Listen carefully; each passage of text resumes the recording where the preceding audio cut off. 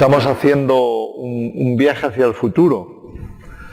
Se trata de ver a través de la profecía bíblica qué es lo que Dios ha revelado acerca de ese futuro. Un futuro que sigue siendo futuro para nosotros. En la Biblia encontramos mucha profecía de cosas ya cumplidas, con lo cual ya no es futuro para nosotros. Lo fue en su tiempo. Por ejemplo, las profecías mesiánicas, muchas de ellas eran futuro cuando Dios las reveló a los profetas, pero dejaron de ser futuro cuando Jesús vino.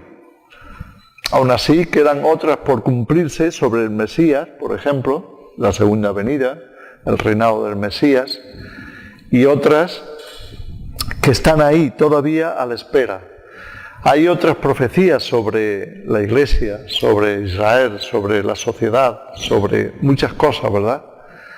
Y este es el asunto, descubrirlas, ver qué nos quieren decir, cuáles de ellas nos pueden afectar, cómo deberíamos de prepararnos para entrar en esa, no solo en la revelación, sino en el cumplimiento de la revelación. Y bueno, este es el asunto. Estamos aquí para eso, para poder ir a la Escritura, ir a la Palabra, abrir la Biblia y ver qué nos depara ese futuro. Si os parece, hacemos una oración, le pedimos al Señor que nos dé gracia para comprender. Señor, te damos muchas gracias por tu palabra. Te agradecemos, Señor, que hayas revelado estas cosas, que las hayas puesto a nuestra disposición para que al entrar en tu palabra descubramos que tú eres Dios, descubramos también que tú has querido revelar el futuro para ayudarnos a verlo y a prepararnos para eso también, Señor. Gracias por tu fidelidad, que tu Santo Espíritu nos ayude, nos asista como maestro, como instructor en esta noche para poder entender estas cosas. En el nombre de Jesús. Amén. Bien, vamos entonces a entrar en los libros proféticos directamente.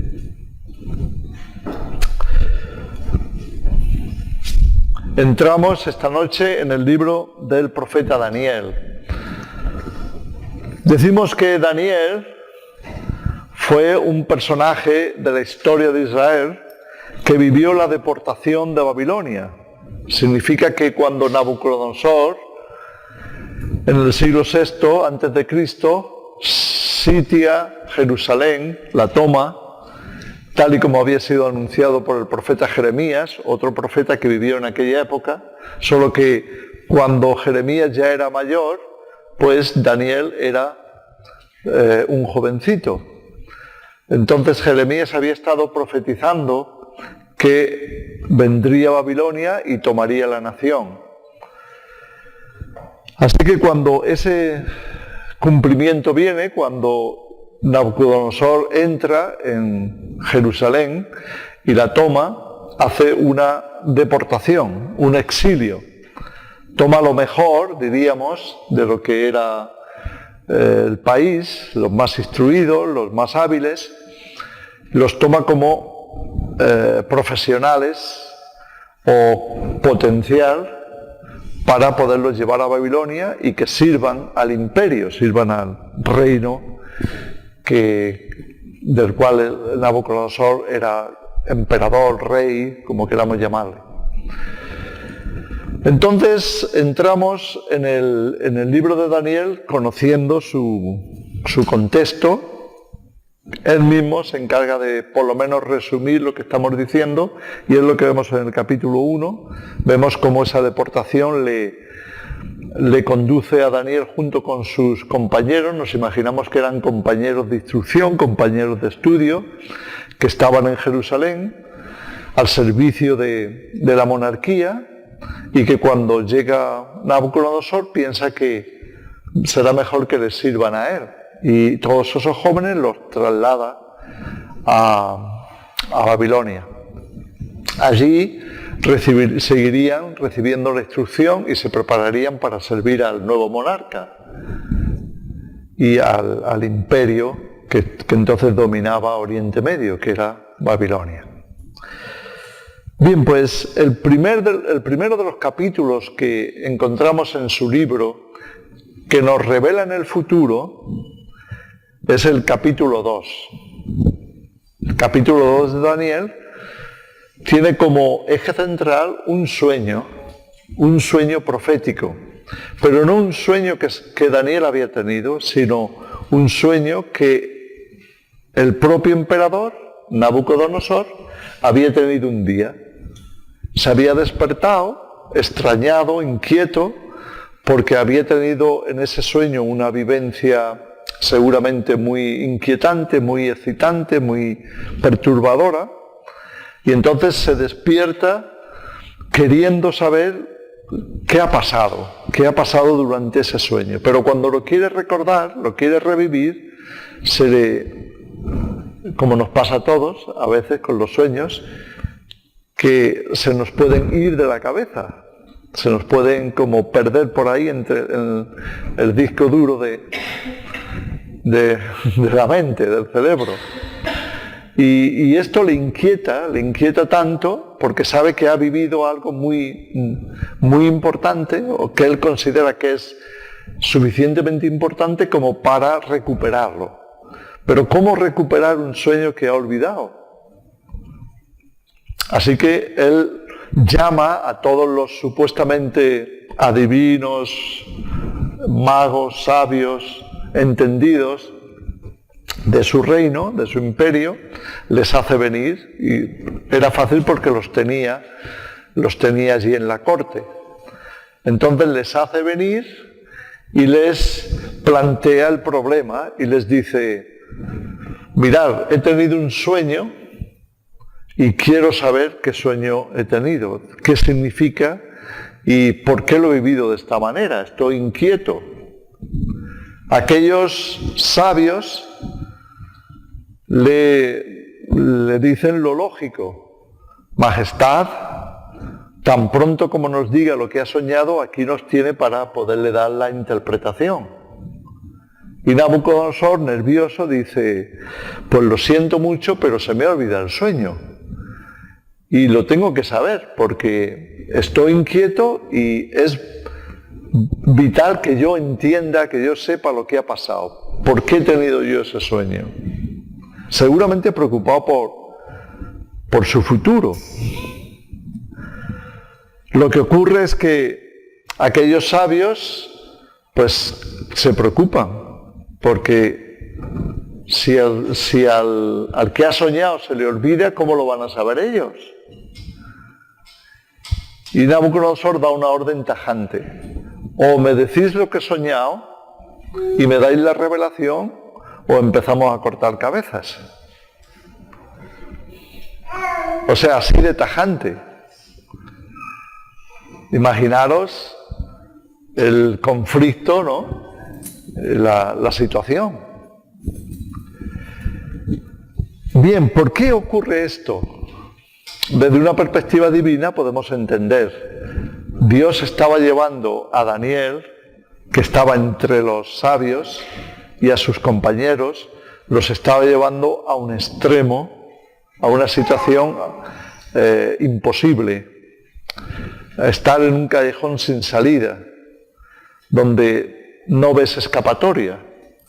Y me imagino que todos los sabios juntos con ellos pues se debieron de sentir como, bueno, se acabó nuestra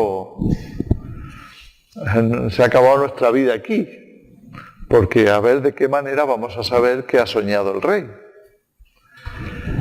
Esas situaciones imposibles que ocurren en la Escritura, y muchos de los personajes bíblicos las atraviesan, pasan por situaciones, si no idénticas a la de Daniel, pues parecidas. Estas situaciones lo que hacen es demostrar que hay una salida, pero que tiene que venir de Dios. Y entonces Dios aprovecha esa situación imposible para manifestarse, para revelarse, para salir a escena, y que quede claro que ningún hombre podía haberlo hecho.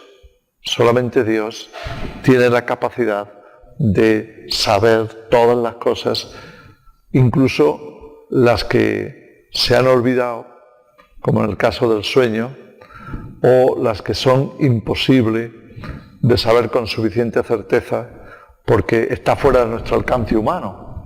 No tenemos capacidad, no tenemos esa capacidad. Necesitamos la intervención divina, necesitamos el don de Dios, necesitamos una gracia, que es la gracia que tienen todos los profetas que encontramos en la Biblia. ¿Quiénes son los profetas? Los profetas eran personas con un don, una capacitación y un llamamiento de parte de Dios para ser utilizados como instrumentos de revelación. De manera que cuando Dios les hablara, ya fuera, como decíamos el otro día, por palabra directa, o por sueños, o por visión, que cuando ellos recibieran ese mensaje, lo pudieran transmitir. Los profetas eran conocidos en el principio de la historia de Israel como videntes. Videntes y profetas son muy parecidos. Hay una cierta diferencia, sobre todo en nuestros días, pero eran conocidos como videntes por la capacidad, la sensibilidad, el don, la gracia, como queramos llamarle, de poder percibir revelaciones que para los demás eran imposibles de saber, pero ellos como instrumento de Dios lo podían percibir. Voy a leer una escritura que está en Primera de Samuel, es una explicación que nos da la palabra, para que veamos cómo esto era así. Así, en el capítulo 9 de Primera de Samuel, encontramos esta aclaración que en la mayoría de las Biblias aparece en paréntesis, que es una forma de decir, esta frase es aclaratoria, ¿no? Entonces, si lo tenéis ahí, lo queréis vosotros mismos leer, dice el versículo 9, antiguamente, en Israel, cualquiera que iba a consultar a Dios decía así, venid y vamos al vidente, porque al que hoy se llama profeta, entonces se le llamaba vidente. No sabía que estaba ese versículo en la Biblia, ¿no? Pero ese versículo aclaratorio aparece ahí para que veamos cómo lo veían en la antigüedad. Cuando se acercaban a un profeta, se acercaban a un vidente. Por supuesto, hoy en día sabemos con mucha más claridad cuál es la diferencia entre un vidente y un profeta. La idea principal es que el vidente va a utilizar su don o su capacidad para vivir de ello, para hacerlo público y para utilizarlo como profesión. El profeta no. El profeta sabe que eso es un don de Dios y no lo va a utilizar como medio de vida, sino como instrumento de revelación para manifestar el propósito divino. Y eso es básicamente la diferencia entre uno y otro. El vidente, por supuesto, esa capacidad la puede dirigir en un sentido o en otro, puede escuchar a Dios, nos pasa a todos. Todos en alguna medida tenemos esa capacidad. A veces escuchamos a Dios, aunque no nos demos cuenta, a veces escuchamos al enemigo, aunque tampoco nos demos cuenta. Pero luego, por los frutos lo sabemos a quién hemos escuchado, ¿no? Cuando hemos seguido eso que hemos sentido, que hemos recibido, pues ha llevado un fruto. Si era de Dios, el fruto será bueno. Si era de Satanás, el fruto será malo. Este es el problema del vidente, que si no quiere ser profeta, si no quiere sujetar su vida a Dios, si no quiere someterse a Él, si no quiere servirle, no quiere poner su don en servicio del reino de Dios, lo acabará usando para su propio beneficio y muchas veces también será canal del enemigo, que le puede utilizar para cumplir otros planes que no son los divinos. Si ha resistido el servir a Dios, pues en el Espíritu se abre la puerta para servir a otros señores. Esto es el peligro de ir a un vidente hoy en día, porque te pueden engañar, porque si no están escuchando a Dios, es posible que estén escuchando a Satanás, o a su propia inspiración, a su propia mente. Pero bueno, hecha esta aclaración, vemos que Daniel que va a empezar a ser un profeta de Dios, que hasta entonces no sabemos si él había tenido esa cualidad, esa capacidad, ese llamado o llamamiento divino, pero a partir del capítulo 2 vamos a descubrir que efectivamente Dios le estaba llamando para revelarle las cosas venideras. Y va a empezar no como profeta, va a empezar como intérprete de sueños. Pero es lo que Dios va a usar para iniciarle a él en ese proceso que acabaría haciendo de Daniel el profeta que más ha revelado sobre el tiempo del fin. Sobre todo que ha revelado más sobre el anticristo y el papel de los creyentes durante el tiempo del fin y otras cosas que iremos viendo a lo largo de la Escritura. Veremos las guerras del anticristo, por ejemplo. Veremos las estrategias del anticristo. Cosas así que fueron reveladas, como digo, y están escritas en este libro de Daniel. Continuamos con el capítulo 2. Daniel y sus compañeros están metidos en un tremendo lío, porque sus vidas están ahora mismo en peligro, ya que no conocen el sueño que ha tenido Nabucodonosor. ¿Qué les toca? Orar, ayunar, orar, buscar a Dios, hasta que Él les revele lo que era imposible para el ser humano. Y eso es exactamente lo que Dios va a hacer. Dios le va a revelar a Daniel qué ha pasado, qué ha soñado Nabucodonosor. Y entonces cuando lo revela, cuando lo comunica al rey, nos encontramos con una intensa profecía sobre el futuro de la humanidad, el futuro de los reinos que tendrían relación con Israel. Hablando de los reinados, los imperios, como queramos llamarle, que tuvieron relación con Israel, todos aparecen en la Escritura. Y sabemos, por la misma revelación, que en el total, o sea, en la historia, desde el principio al fin del pueblo de Israel, 7 distintos gobiernos o imperios ajenos a la nación tendrían relación con el pueblo de Israel. Entonces, a la altura de Daniel, es decir, en el momento histórico de Daniel, ya Israel había tenido contacto con otros imperios. Había tenido contacto con Egipto. De hecho, se había formado allí.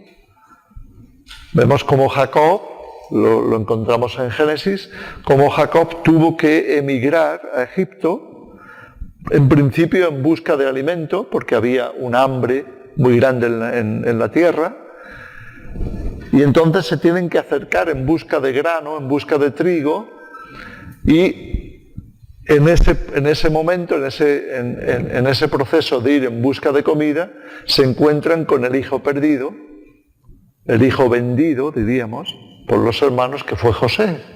José había sido vendido a unos mercaderes que le llevaron a Egipto. En Egipto José había atravesado grandes dificultades, había sido puesto también como Daniel en situaciones imposibles. Y había ido lo que podríamos considerar de mal en peor a nivel social. Primero fue vendido como esclavo y después el dueño, el amo, le mete en la cárcel indefinidamente. Y es estando en la cárcel cuando Dios le va a sacar para revelar los sueños del faraón y le va a poner en situación de gobernante después del faraón. Así que cuando viene el hambre y la familia de Jacob viene para comprar trigo a Egipto, se encuentran, sin darse cuenta, sin saberlo, con que el primer ministro, por ponerle un nombre actual, el gobernante después del faraón, era José. Así que trae toda la familia a Egipto y allí se van a establecer unos pocos siglos, donde van a crecer, se van a multiplicar y después ya viene todo lo que sabemos y viene el éxodo, el salir de Egipto para ir hacia la tierra prometida hasta que finalmente llegan a Canaán y se establecen allí. Todo eso lo hemos leído, lo hemos escuchado y si no te acuerdas, pues merece la pena que vayas a Génesis y Éxodo. Es una historia apasionante, muy importante de saber. Bueno, ¿de qué estamos hablando? Estamos hablando de que Israel como nación, como población, ya tuvo un primer contacto con un imperio como fue el imperio egipcio, los faraones.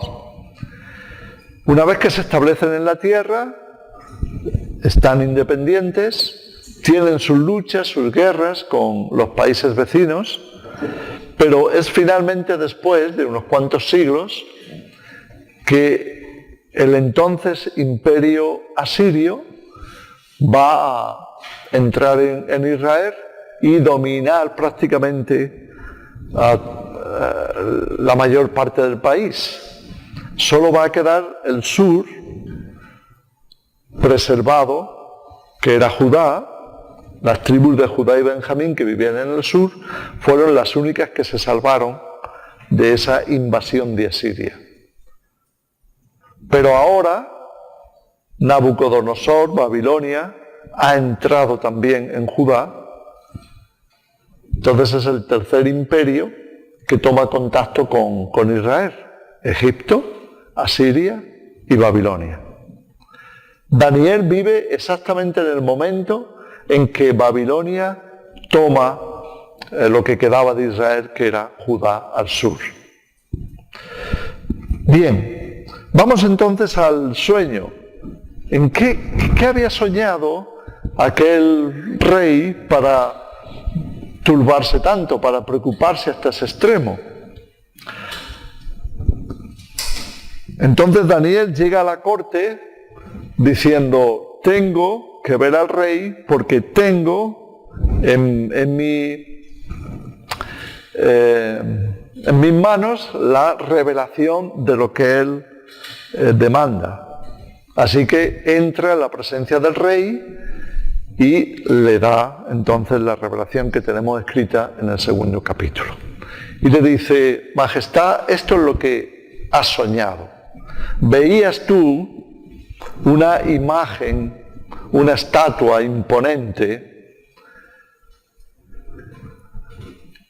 cuya cabeza estaba hecha de oro. Esta estatua te impresionaba, su cabeza de oro, con sus brazos, sus hombros de plata y su pecho de plata, su vientre hecho de bronce y sus piernas de hierro. Y cuando tú estabas viendo e impresionado por eso, viste que una piedra que aparecía de algún monte, pero que no era humana, que no había sido cortada por ningún ser humano, caía y golpeaba los pies, que estaban hechos de hierro en parte y de barro cocido. Cuando la piedra golpeó los pies, los destrozó, los rompió, y al caer la estatua, por completo se desmoronó, se partió, se hizo añicos y quedó pulverizada. Sin embargo, aquella piedra que había caído comenzó a crecer y se hizo una montaña, y esa montaña siguió creciendo hasta cubrir toda la tierra. De esta forma, el único Dios capaz de revelar las cosas imposibles para los seres humanos te ha dado un mensaje y te ha enseñado lo que vendrá en el futuro, para que el rey lo sepa. Y ahora te daré la interpretación. Nos podemos imaginar la sorpresa del rey cuando comenzó a revivir de nuevo el sueño que había tenido.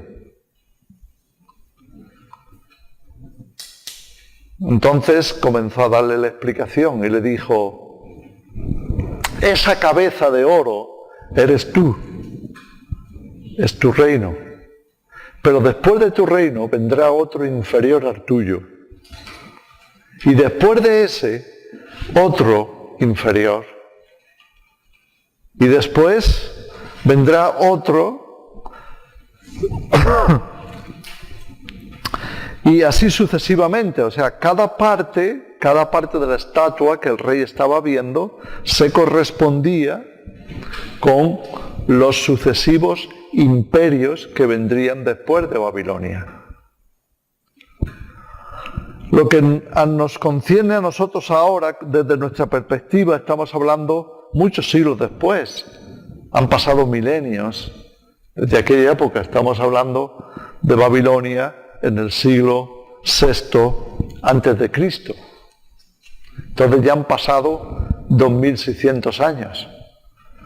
Pero hoy día nosotros, desde nuestra perspectiva, podemos ver la historia de una manera diferente. Para ellos era futuro. Para nosotros la mayor parte de esa revelación es pasado. Y por tanto podemos ver y entender el cumplimiento. ¿Qué estaba viendo el rey? ¿Qué estaba viendo Nabucodonosor en aquel sueño? Él estaba viendo que esa estatua que representa a esos imperios y gobiernos son todos y cada uno de ellos imperios que han tenido relación con Israel. Porque desde la perspectiva divina, lo que Dios quería revelar era lo que en el eje de la historia de la nación se iba a sumar para formar su futuro.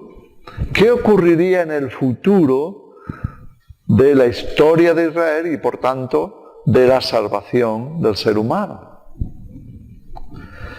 Y desde aquí nosotros podemos ver con más claridad qué ha ocurrido.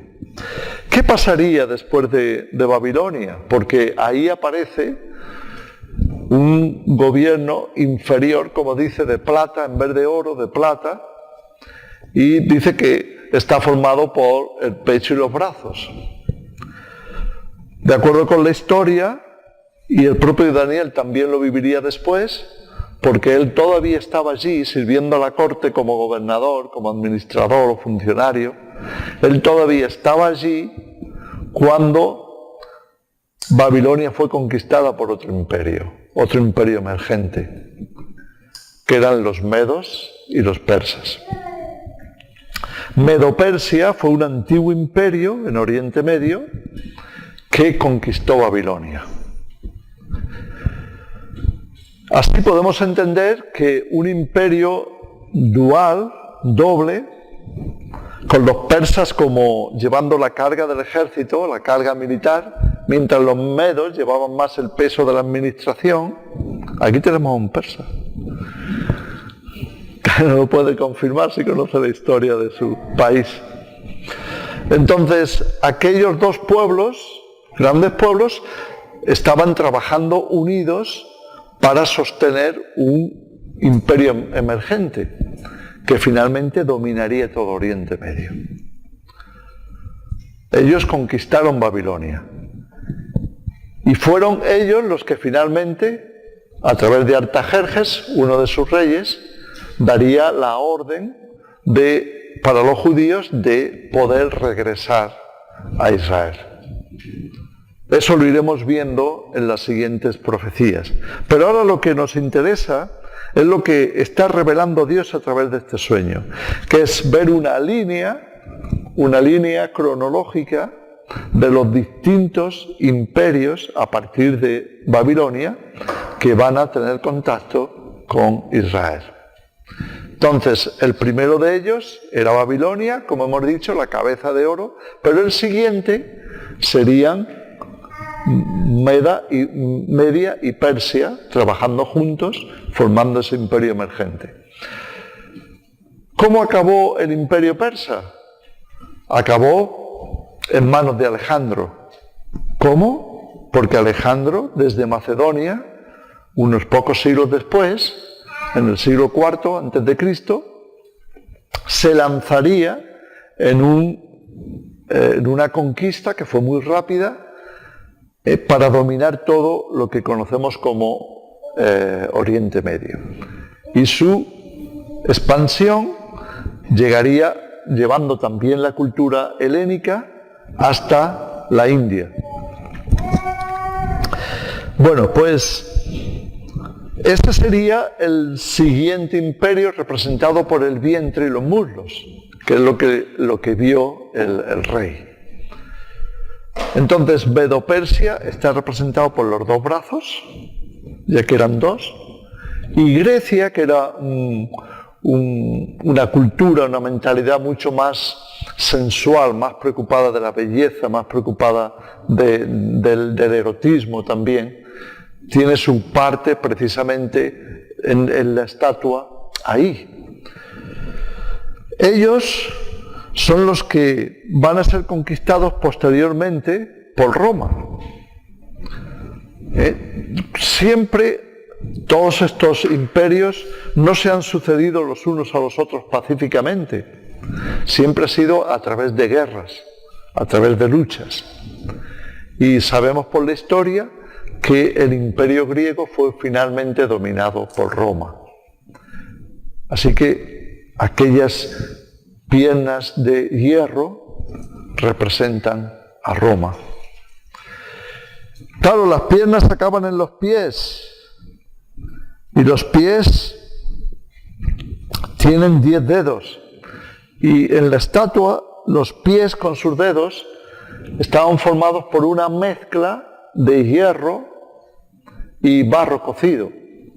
La interpretación que Daniel recibe es, al final de la historia, al final de la estatua, el último de los imperios, gobiernos, como queramos llamarle, que tendrán relación con Israel, será muy diferente. Será una mezcla de hierro, de fortaleza y de fragilidad. Serán imperios o alianzas que no serán tan sólidas como esos otros imperios de la antigüedad que estaban regidos con estructuras muy sólidas, muy rígidas, muy fuertes, sino que ya de esa manera, hablando del hierro y del barro cocido, estaba Daniel viendo que en el futuro, cuando se acabara la historia de esa imagen, cuando se llegara al final, la humanidad estaría en una situación muy diferente a lo que ellos conocían. Lo que hoy conocemos como democracias o dictaduras estaban representadas en esa mezcla de hierro y barro cocido.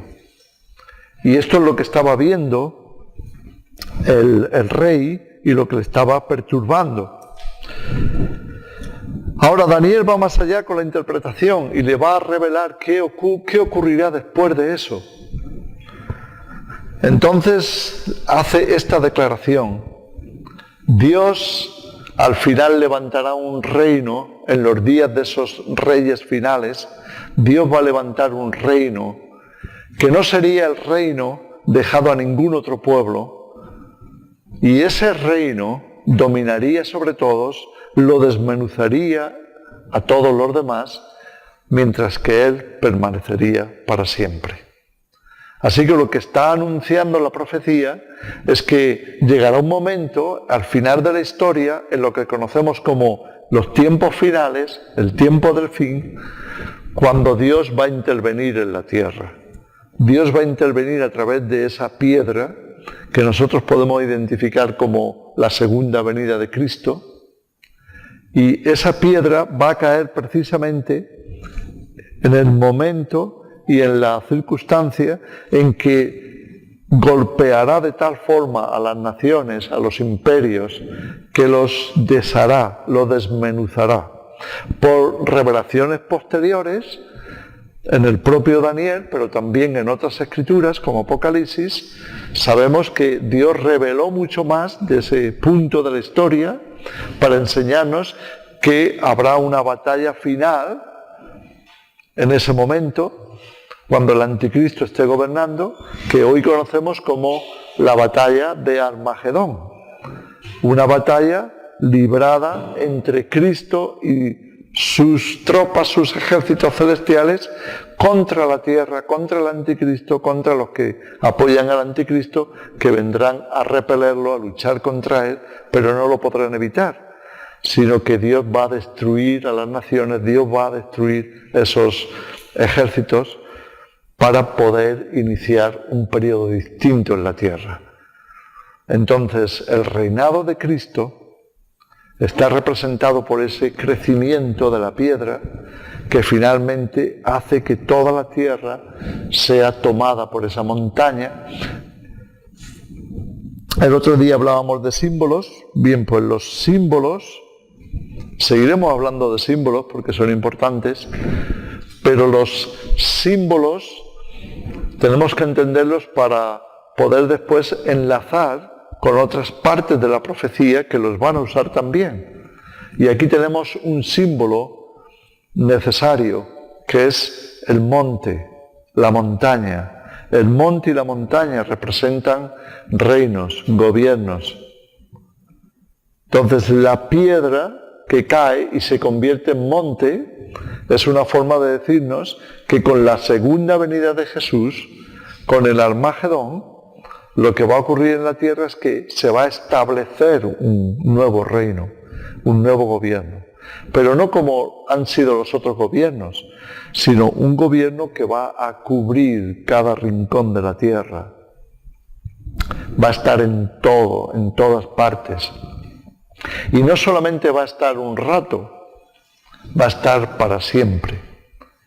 Va a ser el único reino que permanecerá en la historia, en el resto de la historia de la humanidad. Y esto es lo que, diríamos, lo que el profeta finalmente ha recibido de parte de Dios para comunicarlo al rey. A consecuencia de eso, el rey ha quedado tan impresionado del Dios de Daniel que ha hecho una declaración de que reconoce que el Dios de Daniel es verdaderamente Dios, que conoce todas las cosas, los misterios, los secretos, y es el único que lo puede realmente revelar.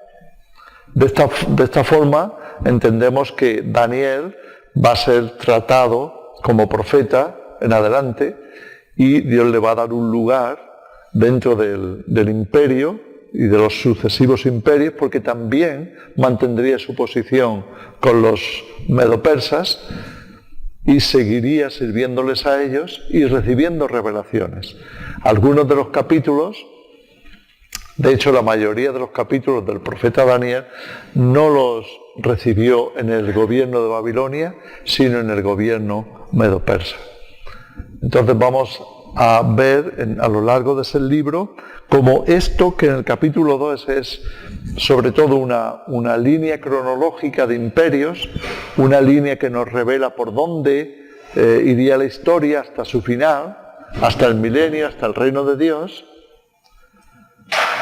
Pues después va a empezar Daniel a recibir revelaciones muy detalladas, muy interesantes, muy enriquecedoras, que nos van a ayudar a ver el futuro con mucha más claridad. Ya no solamente qué gobierno va a haber, sino qué va a pasar durante esos gobiernos y sobre todo qué va a pasar al final de esos gobiernos.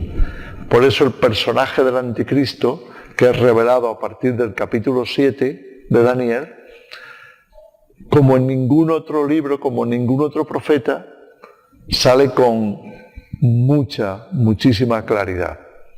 Así que merece la pena que nos lancemos a este estudio, ¿verdad?, del profeta Daniel y vayamos descubriendo qué ha revelado Dios y sobre todo prestar atención a esto, porque la mayor parte del libro, especialmente la que tiene que ver con el anticristo, que es una porción muy importante de la revelación de Daniel, la que tiene que ver con el anticristo y con la etapa final, estaba vedada, estaba sellada, estaba cerrada hasta el tiempo del fin. Hoy como nunca nosotros podemos ver con claridad esas revelaciones y esas profecías. Dios las está abriendo ante nuestros ojos. ¿Por qué? Porque hemos llegado al momento en que van a ser cumplidas y por tanto Dios está abriendo nuestro entendimiento. ¿Recordáis? Lo habíamos citado antes, Daniel 12:4, cuando después de tantas revelaciones Daniel se queda asustado, impresionado y pregunta, ¿pero cuándo será esto, no? Y Dios le dice, por medio de Gabriel, Dios le dice a Daniel que no se preocupe, que cierre y selle el libro, lo deje en secreto hasta el tiempo del fin. Hasta el tiempo del fin. En otras palabras, esas revelaciones iban a ser comprendidas, abiertas claramente en un momento de la historia que es conocido en la Escritura como, en la profecía, como el tiempo del fin. El hecho de que hoy nos podamos meter en el libro y verlo con mucha más claridad significa que ya hemos entrado en ese tiempo. ¿Entendemos estas cosas? Bien, pues si os parece, abrimos el diálogo y podemos hacer preguntas.